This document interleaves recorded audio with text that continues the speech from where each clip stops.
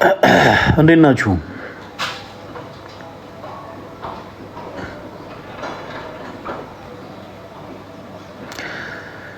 የእርጋታ ምንጩ ምንድን ነው? ያው ክርስቶስ ነው።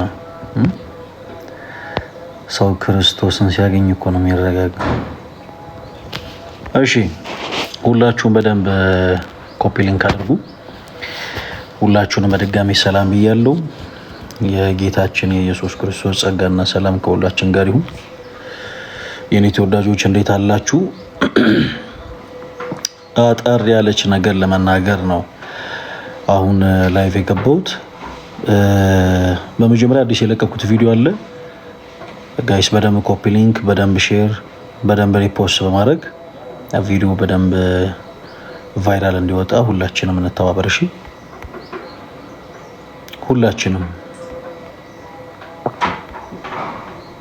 ሁላችሁም በደንብ ኮፒ ሊንክ፣ በደንብ ሼር፣ በደንብ ሪፖስት እያደረጋችሁ ቪዲዮ በደንብ ቫይራል እንዲወጣ አድርጉት። ሁላችሁም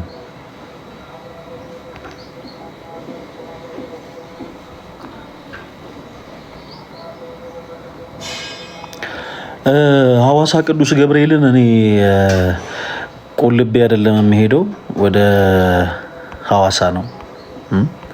ሐዋሳ ቅዱስ ገብርኤል ከኛ ጋር መጓዝ የምትፈልጉት ወንድሞች ካላችሁ ፖስት የተደረገ ቪዲዮ አለ እና እዛ ቪዲዮ ላይ ገብታችሁ ሁላችሁም ባሉ ስልክ ቁጥሮች የደወላችሁ እንድትመዘገቡ እዚሁ አጋጣሚ ኢንቫይት እናደርጋለን። ሐዋሳ ገብርኤል ከኛ ጋር መጓዝ የምትፈልጉት ወንድሞች ሁላችሁም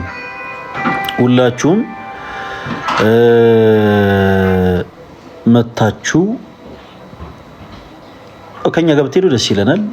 ቪዲዮም ላይ ስልክ ቁጥር አለ፣ ደውላችሁ ተመዝገቡ።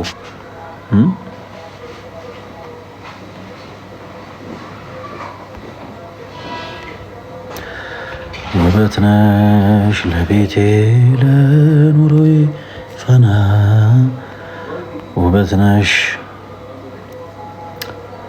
ሻሸመኔ በቅርቡ እንሄዳለን። ያው ሐዋሳ ስንሄድ በሻሸመኔ በኩል ነው የምንሄደው። የኔ ተወዳጆች እንዴት ናችሁ? በደንብ ሁላችሁም ኮፒ ሊንክ በደንብ ሼር አድርጉት። ሁላችሁም በደንብ ኮፒ ሊንክ፣ በደንብ ሼር፣ በደንብ ኮፒ ሊንክ፣ በደንብ ሼር። እሺ ኧረ በፍጹም አይገባም መምህር፣ አይገባም።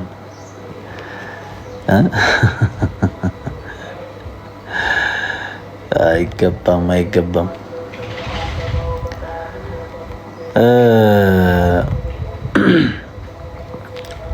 ሁላችሁም እዚህ ውስጥ ያላችሁት ወንድሞች አዲስ የለቀቅነው ቪዲዮ አለ።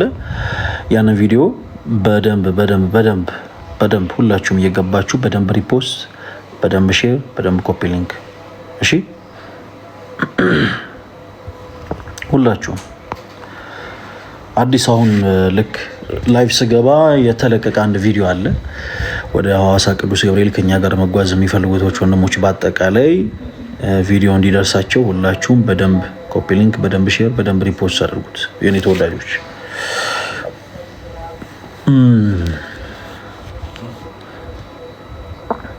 ሁላችሁም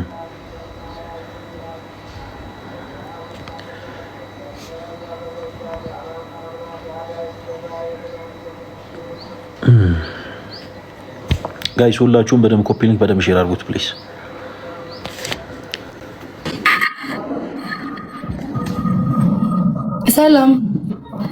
ሰላም እንዴት አለሽ?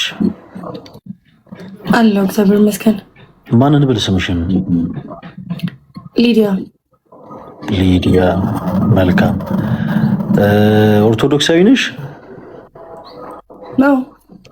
ኧረ በጣም ደስ ይላል። እኛ ደግሞ ፕሮቴስታንት የሆኑ ወንድሞቻችን እንደዚህ እያስገባን አንዳንድ ነገር እየጠየቅን ነበረ። ኦርቶዶክስ እህታችን ስለሆንሽ በእጅግ በጣም ደስ ብሎናል። ንስሐ አባት አለሽ ሊዲያ? የለኝም። ለምንድን?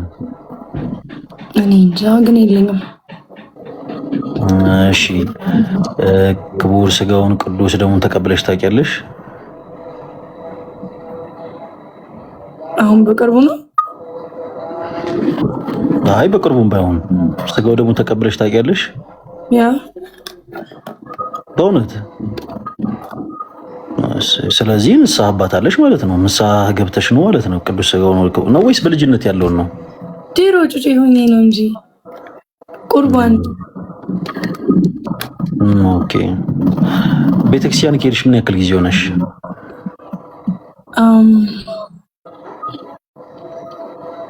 ወር ከምናምን። ለምንድን?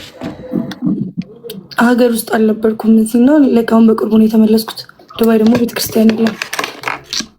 ኦኬ ኦኬ። አይ እዚሁ ሀገር ምናልባት ሆነሽ ከሆነ ብዬ ነው የጠየኩሽ። ነገር ግን እዛም ቢሆን ቤተክርስቲያን አለ አይ ቲንክ ዱባይ። እንደውም እንደ ሀገረ ስብከትም የዩናይትድ አረብ ኤሚሬትም ሊቀ ጳጳስ አለ። እዛ ያለሽበት ቦታ ቤተክርስቲያን ቅርብ አይደለም ወይስ? አረጋይ ስባካችሁን ፕሊስ ኮፒ ሊንክ አድርጉልኝ። ተው ሰዎችን ስናወራ አንተ ጋይስ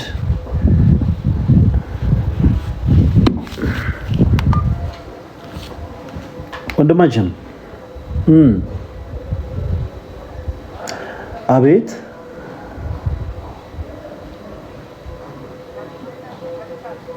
እሺ እዛው ጠበቀኝ መጣ።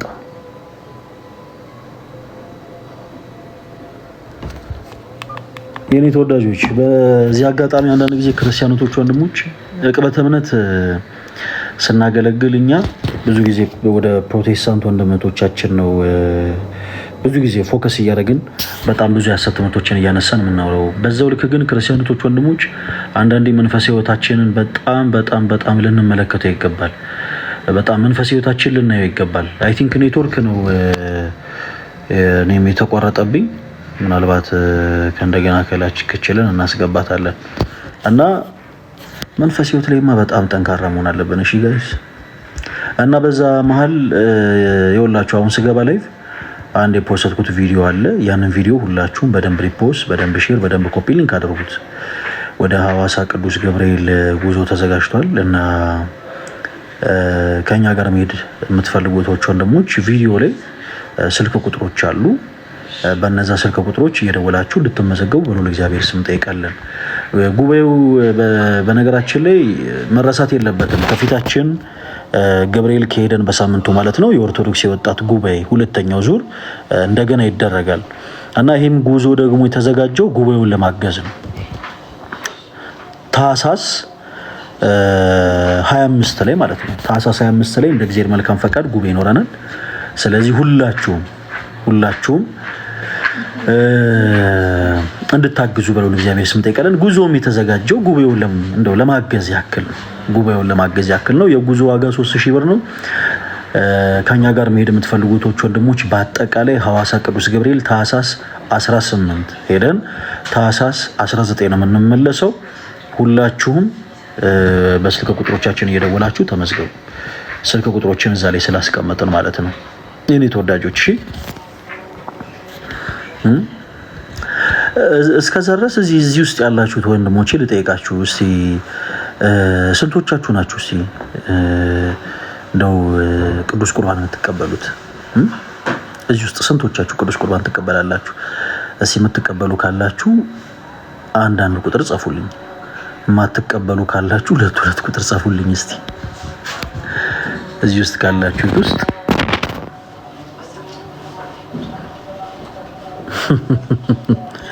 አራት አስዋሽን አረ ሁለት ይበዛል። ጌታ ሆይ አይ እንደ አሁን ባላችሁበት ተለት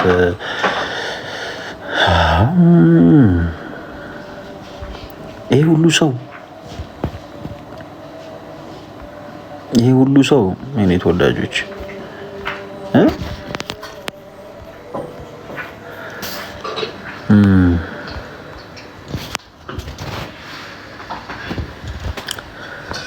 እውነት በጣም ብዙ ነው።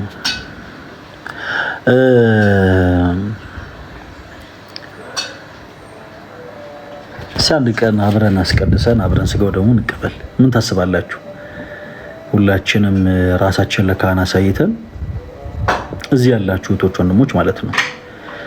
ስደት ላይ ያሉትስ እንደው አስገዳጅ ሁኔታ ላይ ሆኖ ሊሆን ይችላል። ግን እዚህ ያላችሁ እህቶች ወንድሞች እዚህ አንድ ቀን ራሳችን ለካህን አሳይተን በቅዳሴ ጸሎት ተሳትፈን ለምንድን እንደው ቅዱስ ስጋውን ክቡር ደሙን አንድ ላይ አንቀበልም? የኔ ተወዳጆች አንዳንዴ እኮ አንዱ ሲደክም አንዱ ማበረታት አለበት። መልካም፣ በጣም ደስ ይላል።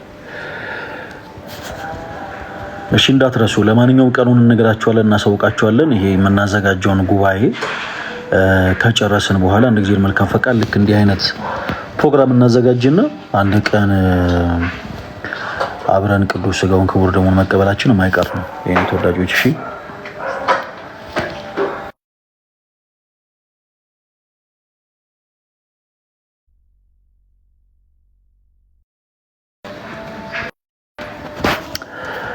እሺ ጋይስ አሁን ነልት እዛ ናቸው።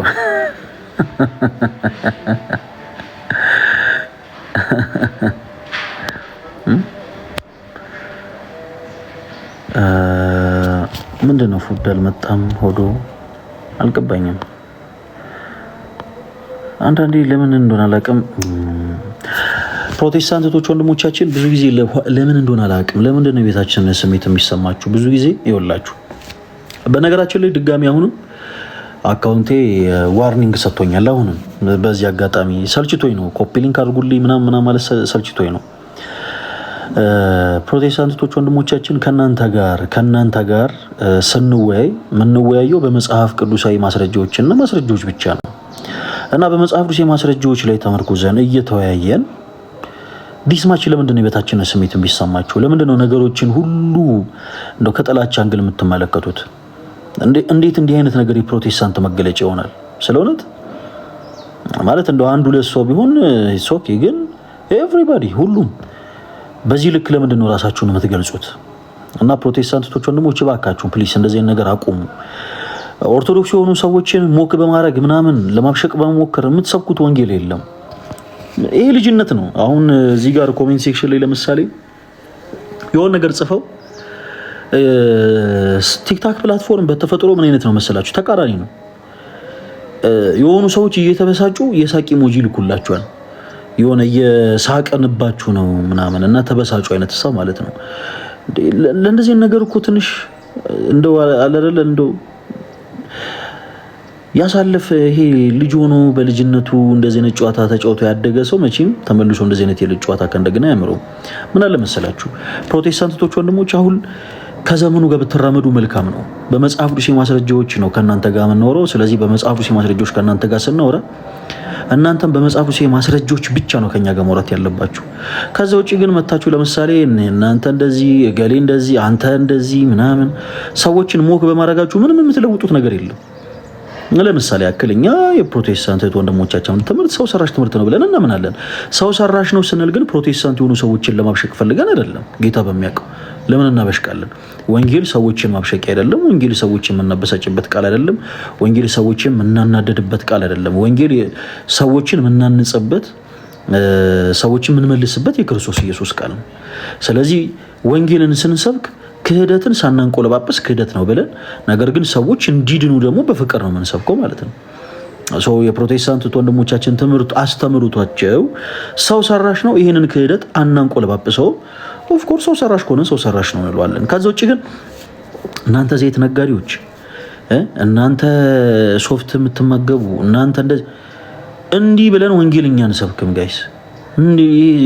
እነሱን ለምሳሌ አበሳሽተን እነሱን አብሽቀን ምን ልናተርፍ? እና አንዳንድ ጊዜ በየቦታው የፕሮቴስታንትን አካሄድ ካያችሁ በጣም ቻይልዲሽ የሆነ አካሄድ፣ ባስ ውስጥ ምናምን ትራንስፖርት ላይ ምናምን ይገቡና የድምጽ ብክለት በነገራችን ላይ ወንጀል ነው ተብሎ እንትን በሚቀመጥበት ሀገር ላይ ይመጡና ኢየሱስን የመሰለ ስም ጌታ ሆይ፣ አያችሁት? ኢየሱስ እንዲህ ስትጠሩት ደስ አይልም? ኢየሱስ ይላችኋል መጥቶ። ጌታ ሆይ፣ ይህ እኮ በጣም እኮ ልጅነት እኮ ነው። እና ድምጻቸውን ቀይረው ኢየሱስ ይሄ የግቢ ውሻ ምናምን አጋጥሟቸው ያውቃል? ይሄ መንገድ ላይ ስታልፉ ምናምን በየሰው አጥር ስር ምናምን ይሄ ጎንበስ ብሎ ምናምን የሚጮህ ውሻ ልክ እንደዚህ አይነት ድምጽ ማውጣት ኢትስ ናት ሪሊ ነሰሰሪ። በቃ ወንጌል አሁን እንደዚህ አይሰበክም የኔ ተወዳጆች። እንዴ ዘምኑ እንጂ ዘመኑን ዋጁት ይላል እኮ የእግዚአብሔር ቃል። ስለዚህ በቃ እንደው በነገሮችን በፍቅር ሰዎችን በማብሸቅ አይደለም። አሁን እንደዚህ የሆነ ቦታ ላይ ደግሞ ስትሄዱ ደግሞ የክርስቲያኖች ወንድሞች ልቦቻቸው ስስ ነው ያውቃሉ። የተክልዬ ተቅማጥ እንደዚህ ምናምን ይሏቸዋል። አሁን ምንድነው ፖይንቱ? ለምሳሌ እንዲህ ያላችሁ ፖይንቱ ምንድነው? እናንተ ማበሳጨት ብቻ። የዛ ሰው ዓላማ ወንጌል መስበክ አይደለም። በጣም የሚገርማችሁ ነገር እነሱ በጣም ትልቅ ሳቲስፋክሽን የሚያገኙት እናንተ ስትበሳጩ ነው። እኛ ደግሞ ትልቅ ሳቲስፋክሽን የምናገኘው አንድ በጨለማ ውስጥ የነበረ ፕሮቴስታንት አምኖ ወደ ብርሃን ሲመለስ ነው። አያችሁ ልዩነታችን? አንድ ፕሮቴስታንት በቃ ትልቅ ሳቲስፋክሽን የሚያገኘው በጣም የሚደሰተው እናንተ ልክ የተበሳጫችሁለት ነው። ትራንስፖርት ቦታ ላይ ይሄው ዘንዶ ጮኸ፣ ይሄው ዘንዶ ተቆጣ ምናምን